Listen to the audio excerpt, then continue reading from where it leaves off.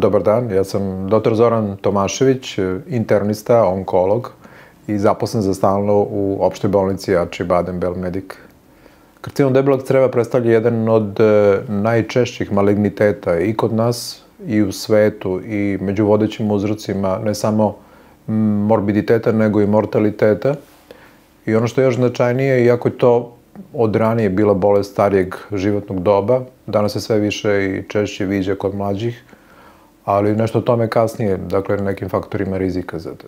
Da, to je možda i najbitnije pitanje, zato što te faktore rizika bi ja podelio u dve grupe. Jedne one faktore na koje mi možemo da utičemo, kao građani, i one druge faktore na koje nemamo uticaja. Pa bih krenuo redom. Prvi faktor rizika koji se svuda navodi jeste gojaznost. Danas je jako veliki procenat opšte populacije spada u kategoriju gojaznih ili prekomerne težine i ti procenti idu negde u svetu, čak i u razvijenim zemljama još više, i do 30 do 40%. I to je dokazani faktor rizika za nastanak mnogih maligniteta, pa ima karcinoma debelog creva. Drugo, to je način ishrane. Način ishrane pogotovo koji se odnosi na veliki unos pre svega mesa, mesnih prerađevina, procesuiranog mesa. Naročito ono što mi najviše volimo da jedemo ovde, to su mesne prerađevine, razne salame i slični proizvodi.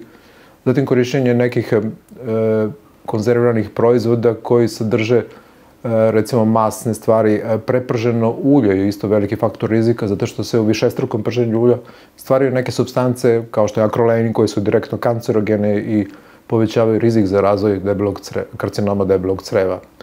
Dakle, pre svega se to odnosi na lošu ishranu, nekvalitetnu ishranu sa velikim unosom mesa, mesnih prerađevina, što je jedna od karakteristika za našu populaciju. Dalje, to je pušenje, koje je, pored već poznatih faktora za razvoj karcinoma pluća, za razvoj karcinoma jednjaka, karcinoma grla i mokraćne bešike, isto dokazan faktor rizika za nastanak karcinoma debelog creva. Dijabetes tip 2 je nešto što naravno mi ne možemo da utičemo, ali jeste dokazani faktor i on je nešto što ne spada, da kažemo, standardne faktore na koji mi možemo utičemo, ali svaka kontrola dijabetesa sa strane pacijenata utiče na to da se smanji rizik. Od onih faktora na koje ne možemo uticati jeste naravno životna dob. Rekao sam da je to već stvar i da nastane češće kod starijeg uzrasnog doba, ali poslednjih godina bio je jedno čak upozorenje u Svetskoj zdravstvenoj organizaciji da postoji jedan, da kažem, raketni porast učestalosti karcinoma debelog creva u mladoj populaciji. Kod vrlo mladih pacijenata i danas se viđamo zaista te oblike, to su po pravilu agresivniji oblici karcinoma debelog creva koji su vezani za neke druge promene o koje možemo da govoriti na molekularno-genetskom nivou i koji imaju brži razvoj i jako agresivniju formu. Oni se pre svega dovode u vezu sa načinom života, načinom življenja, sa načinom ishrane, stresnim situacijama, i iako to još uvek nije potpunosti objašnjeno, ali se radi zaista, brojni stručnjaci rade u svetu na tome da vide zbog čega postoji tako ubrzan porast ovog vida karcinoma koji je bio karakterističan za stariju životnu dob, da se sada sve više viđa kod jako mladih ljudi. Dakle, to je nešto na što ne možemo da utičemo, ali se zna. Dalje, od ovih faktora na koje ne možemo uticati, to su nasledni faktori. Negde oko 5% svih karcinoma debelog creva jeste vezano za nasledne faktore. Najpoznatiji su neki sindromi kao što je Lynchov sindrom, učestalost recimo negde 3 do 4% svih karcinoma debelog creva jeste vezano za Lynchov sindrom. To je sindrom koji podrazumeva nastanak različitih tipova maligniteta kod osoba i koji je vezan za određene genetske mutacije, za određene tipove gena, o kojima sad ne bi ulazio u detalje, i koji se zaista nasleđuje. Postoji još neki drugi, to je sindromi kao što je familijarna adenomatozna polipoza.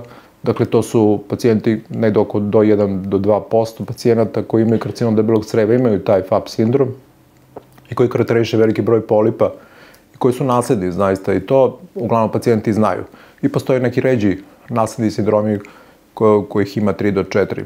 Dakle, to su neki faktori na koje mi ne možemo uticati, ali ako poznajemo i ako znamo našu, da kažem, porodičnu anamnezu u tom smislu da imamo bliske srodnike koji su imali karcinom debelog creva, to svakako znači da treba da se to češće i što ranije sprovodi odgovarajuća dijagnostika tog oboljenja. To je bitno pitanje vrlo zato što često se dešava da ovaj karcinom da kasno neke simptome i obično kad se pojave ti simptomi, to su u vidu bolova ili pojave krvi u stolici, pojave neregulisane stolice, da promene navika su možda prvi, najčešći i najraniji simptom. Dakle, promene navika pražnjenja. Mi svi imamo neke svoje navike, ovako ili onako, ali ako se primeti da postoje promene u tim navikama, onda je to nešto na što treba da se obrati pažnje i da se ode na pregled. Drugo, pojava u krvi stolici svakako jeste. Ono se nekad i često ne može vidjeti golim okom, ali se može dokazati danas testovima i to ono što se preporučuje u tim screening metodama da se radi testiranje na takozvano okultno krvarenje u stolici. To su vrlo jednostavni testovi koji su lako izvodljivi i mogu se raditi makar jednom godišnje. Kad se već pojave bolovi ili neki simptomi tog tipa, to su već znaci odmaklog karcinoma. Ono što je jako bitno za naše građane da znaju, ako se pojavi anemija, dakle malokrvnost u krvnoj slici, koja se ne može objasniti drugim faktorima, koji nisu vezani za nedostatak vožnje ili neke druge činioce, upozoravaju da postoji gubitak krvi hronični koji zahteva detaljni pregled. Takav nalaz, posebno kod starijih osoba, podrazumeva ne samo pregled urina, stolice, nego i često kolonoskopiju, dakle kao pregled koji je osnovni pri dijagnostici ovog oboljenja.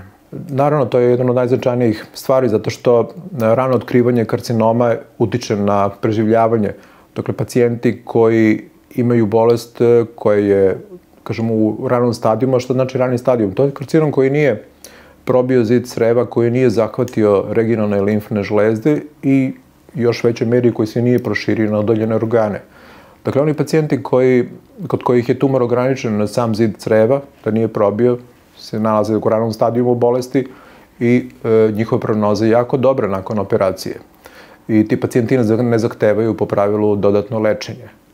Kod pacijenata kod kojih se otkrije da je tumor probio zid debelog creva, koji je zahvatio okolne regionalne limfne žlezde, to su situacije kada je neophodno dodatno lečenje, koje je najčešće u vidu takozvane hemioterapije, koje se primenjuje nekoliko meseci nakon operacije. Prognoza je isto tako dobra, ali opet sa povećanim rizikom za takozvani relaps bolesti, što znači ponovnu pojavu bolesti, koja može biti ili lokalnog karaktera ili sa udaljenim metastazama. Bolest koja se proširira na druge organe, pre svega jetru, na trbušne organe, na pluća, već nosi sa sobom značajno lošiju prognozu. Iako se danas sa savremenim nekim metodama lečenja, uključujući hirušku, hemioterapiju, biološku terapiju, tu prognoza sada menja i neki pacijenti koji su recimo ranije bili smatrani neizlečivim, koji su imali metastaze, na primjer u jetri i plućima, danas je u određenom procentu primjenom i odgovarajuće hemije i biološke terapije uz hirurgiju mogu i čak izlečiti kompletno. Tako da se prognoza menja. Svakako da rani stadijum bolesti nosi i bolje preživljavanje. Da, već sam pomenuo da je to za rano otkrivanje značajno određivanje okultnog krvarenja, znači krvarenja u stolici koje se ne može vidjeti golim okom. Dakle, to je mikroskopsko krvarenje. To je vrlo jednostavan test koji se stvarno preporučuje svakom da radi u nekom screeningu, jednom godišnje ili jednom u 2 godine, u zavisnosti već od uzrasta i od drugih faktora rizika. Ono što je najznačajnije kod pacijenata koji imaju, da kažem, neki od faktora rizika povišene, da u određenim vremenskim intervalima rade endoskopiju, podrazumeva kolonoskopiju. Dakle, to je pregled putem sonde kojim se jasno utvrdi stanje sluzokože i stanje celog debelog creva i ukoliko se nađe promjena, uradi se biopsija i potvrdi ili isključi postojanje karcinoma. Pored kolonoskopije kojom se dokazuje prisustvo karcinome i utvrđuje njegove karakteristike unutar samog debelog creva, neophodno je uraditi i dodatne preglede. Pre svega se to odnosi na skener i magnetnu-rezonancu. Već u zavisnosti od lokalizacije, ako govorimo o karcinomima završnog debelog creva kao što je rektum, najpre se rade magnetna-rezonanca koja mnogo bolje definiše okolne strukture, što pomaže hirurgu u planiranju operativnog zahvata. Svakako da i jedna i druga metoda su neophodne, da kažem, ili CT, odnosno skener, ili magnetna rezonanca i u poslednje vreme sve više se koristi taj PET-CT pregled. To je, da kažem, jedan fuzijna metoda koja koristi klasičan skener i ubacuje se jedna, da kažem, supstanca koja pokazuje da li su promene koje se vide aktivne ili ne. Šta znači ako te promene koje se nađu na skeneru pokazuju vezivanje za taj metabolički radioaktivni element i mogu se dovesti u vezu sa tim da su žive promene koje su ili metastatske ili primarni tumor i one su jako dobre da se utvrdi ne samo da postoji morfološka izmenjena tkiva, nego da li je to tkivo tumorski aktivno ili ne. Znači, to su najsavremenije metode dijagnostike. Sve druge metode koje su ranije korišćene su manje efikasne, manje su senzitivne, kao što je rentgen pluća, ultrazvuk abdomena, one mogu biti samo pomoćne ili orijentacione, ali ovo o čemu sam pričao je neophodno. Dodao bih samo da pored toga, naravno, neophodno je raditi kompletne laboratorijske analize. U dijagnostici su od pomoći i određivanje vrednosti tumorskih markera, koji nekad mogu biti povišeni, ali ne moraju biti povišeni u određenim situacijama. I kada se nađu, mogu biti od koristi u praćenju toka bolesti i lečenja, ali sami po sebi nisu dovoljni da bi se postavila dijagnoza. Hirurgija svakako predstavlja osnovni vid lečenja ovog vrsta karcinoma. Kada je rani stadijum u bolesti u pitanju, u zavisnosti od toga da li je prvi, drugi stadijum bolesti, može se ići direktno na hirurški zahvat ili uz prethodnu primjenu hemije ili kombinacije hemije i biološke terapije. Kada se radi o lokalno uzapredovalnim tumorima, dakle tumori koji su veći, koji su se već regionalno proširili, ali nisu dalje metastaze, ili su čak pojava postoji nekih metastatskih promjena u jetri, može se krenuti sa tom vrstom lečenja, sistemskog lečenja, dakle primjenom hemio, biološke terapije i posle nekoliko ciklusa takve terapije vrši se procena i ukoliko se pokaže da postoji dobar rezultat, ide se na hiruršku intervenciju, iza čega se nastavlja sa određenim vrstama sistemskog lečenja. Dakle, to su vrlo kompleksne terapijske procedure koje zahtevaju multidisciplinarni pristup, dakle u vrlo specijalizovanim ustanovama koje imaju i edukovane onkologe, i hirurške onkologe, internističke onkologe, radijacione onkologe, dakle, to ne može veliki broj ustanova. Naša ustanova, bolnica Baden-Württemberg Medic, ima kompletan tim koji može da donese odluku i da sprovede takvu vrstu lečenja. Pa već kad sam govorio o faktorima rizika, to je pre svega način ishrane, uključuje i mere prevencije. Dakle, moramo voditi računa da živimo zdravo. Za ovu vrstu karcinoma je to jako važno. Čak se pokazalo u nekim analizama, recimo, da stresne situacije, na primjer ljudi koji radi u noćnim smenama, koji potpuno poremete svoj bioritam i izlažu svoj organizam, dakle, i fizičkom i psihičkom stresu, imaju povišen rizik. Neke stvari koje, kažem, nisu dokazane, ali ovo što jeste dokazano, to jeste ishrana.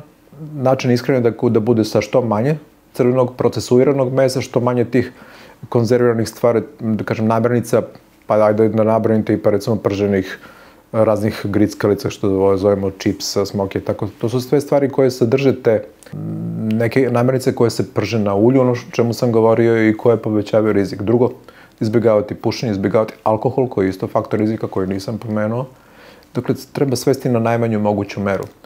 I bukvalno jedan uredan ritam življenja je neophodan. Taj bioritam jedan koji svako od nas ima različiti. Organizam treba postoji jedan stalan bioritam na koji ćete navići svoj organizam, na način ishrane koji je zdrav. I ako državate taj ritam, svakako će se smanjiti rizik za razvoj karcinoma. Da, ali danas postoje, dakle, može da se radi i u kratkotrajnoj anesteziji ili bez anestezije. To je stvar, da kažem, dogovora sa pacijentom i procene i lekara i pacijenta da li će se razviti jedan ili drugi način. Jeste neprijatan pregled zato što sve te manipulacije, rastezanja creva, znate, crevo je tako je koncipirano, ima tu nervnu inervaciju koja ide kao ona, da kažem, oko kabla, možda je grubo poređenje, kao ona žica oko antenskog kabla, znate, tako idu i nervi oko zida creva. Ako ga rastežete ovako, što se čini kad ulazite nekom sondom, ono daje jake bolove. Ako ga gnječite, stiskate, neće reagovati uopšte, mislim. Tako, te manipulacije sa tom sondom i rastezanje creva ili ubrizgavanje vazduha dovode do rastezanja zida creva i do bolova. I to je ono što je neprijatno, jel? Ali to se može izbeći sa odgovarajućom anestezijom i pripremom, jel?